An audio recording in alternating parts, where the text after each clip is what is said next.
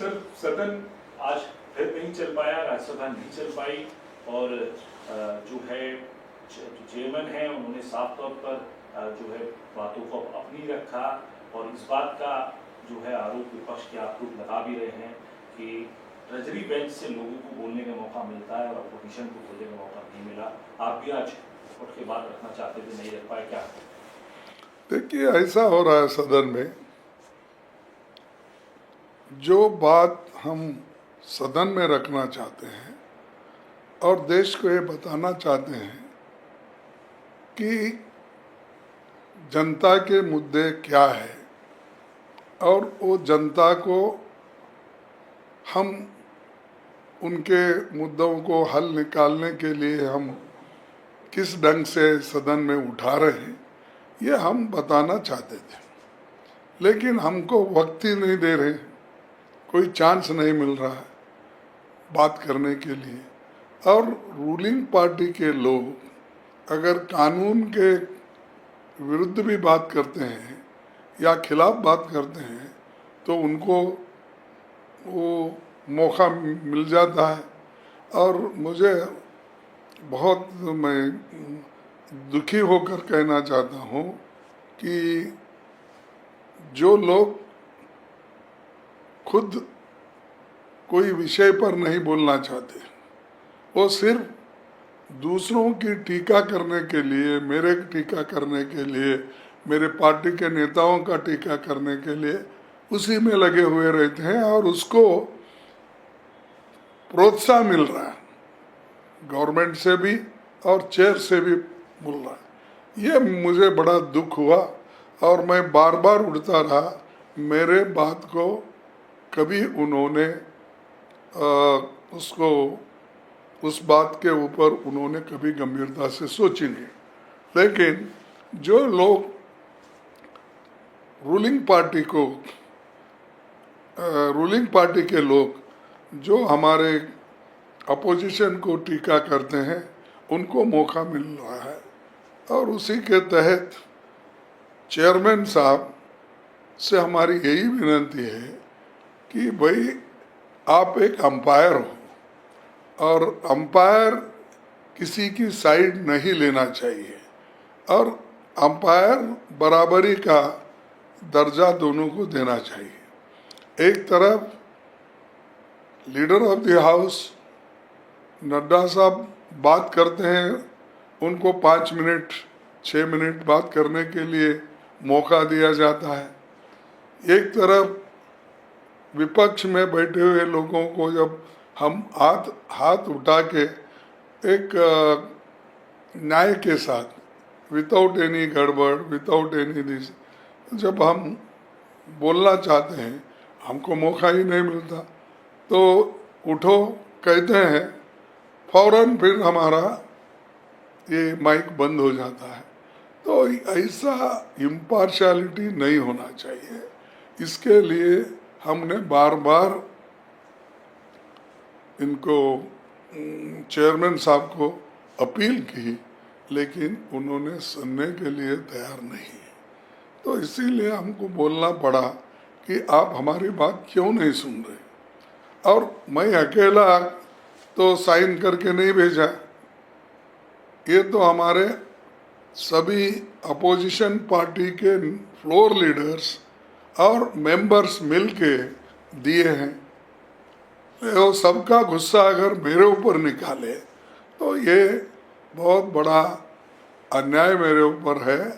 और मैं समझता हूँ कि रूलिंग पार्टी और चेयरमैन साहब मेरे खिलाफ ऐसा क्यों आवाज़ उठा रहे हैं, मुझे समझ में नहीं आता। एक और दूसरी चीज, जब मैं उठ के बोलता हूँ उसको 2 मिनट भी वो लोग मुझे अवकाश नहीं देते। जब हमको समय ही नहीं मिलता तो अपनी बात हम कहाँ रखें, कैसा रखें, ये तो उनको बताना चाहिए। और वो इधर जब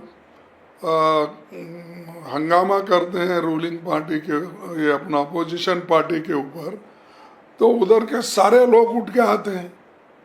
आज तक ऐसा नहीं हुआ, रूलिंग पार्टी ही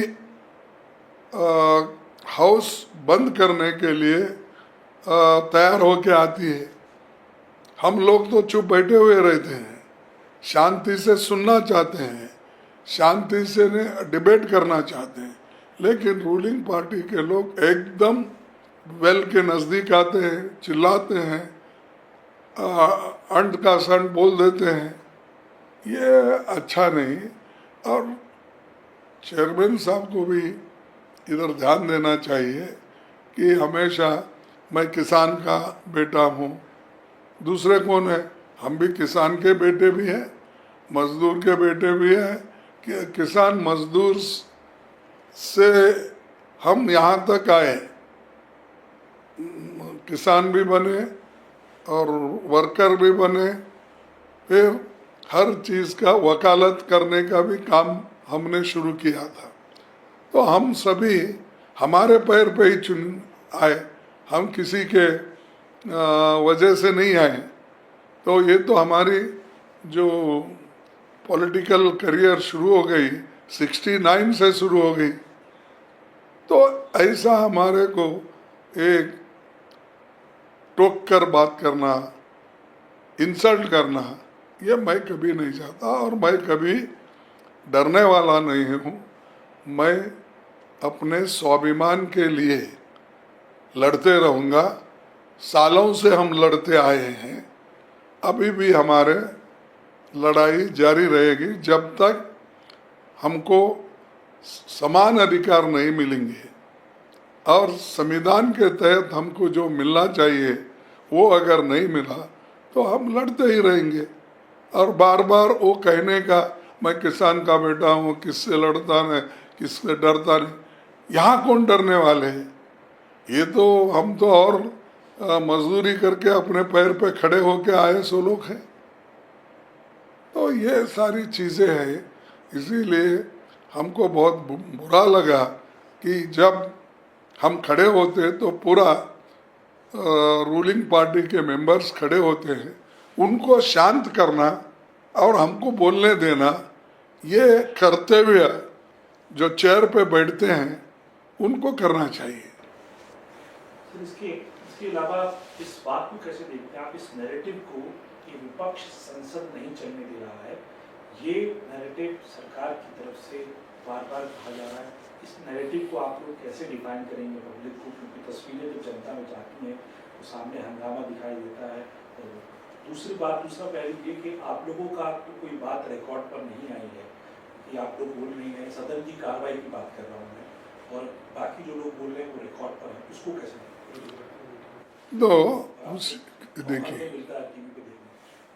देखिए टीवी भी उनकी, दिखाने वाले उनके एंकर्स, और सब कुछ उनके कंट्रोल में है।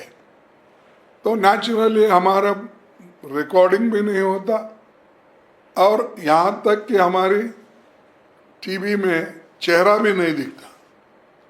पहले ऐसा नहीं था, पहले ऐसा था कि जो बोलते हैं उनको दिखाते थे, जो दूसरे से लोग हंगामे में करें वो भी दिखाते थे, और जो चेयरमैन बोलते हैं वो भी दिखाते। इसका मतलब ही क्या है कि for and against, pro ruling party और विपक्ष दोनों को दिखाते थे। अब तो एक अजब सा माहौल हो गया, यहाँ बात भी नहीं कर रहे, रिकॉर्ड भी नहीं जाता, और लोगों को, हमको कभी कभी ऐसा महसूस होता है कि हमारे ही लोग बाहर पूछते हैं क्या साहब आप सदन में नहीं थे क्या बोल के। नहीं भाई मैं तो बात किया, मैं वहीं था। नहीं मानते, वो बोलते नहीं दिखे साहब आप। तो ये जो है, ये परसेप्शन वो बनाना चाहते हैं कि अपोजिशन पार्टी हंगामा कर रहे, और आप देखना चाहिए वहाँ, अगर कोई आप वहाँ पर एक ऑब्जर्वर बन के गैलरी में बैठेंगे तो आपको मालूम होगा कौन ये ऑब्स्ट्रक्ट कर रहे हैं। और हमारे पास हार्डली सब मिलके 60-70 मेंबर्स हैं, वहाँ पर उनके पास तो 100 एंड ऑड है, 118-20 तक है, और दूसरे मेंबर भी हैं। तो वो लोग जब हंगामा करने के लिए उतरते हैं तो उसको हम क्या कहेंगे। तो इसीलिए हमको भी जोर से बोलना पड़ता, जोर से चिल्लाना पड़ता। वो हमको पसंद नहीं है, फिर भी मजबूरी में करना पड़ता।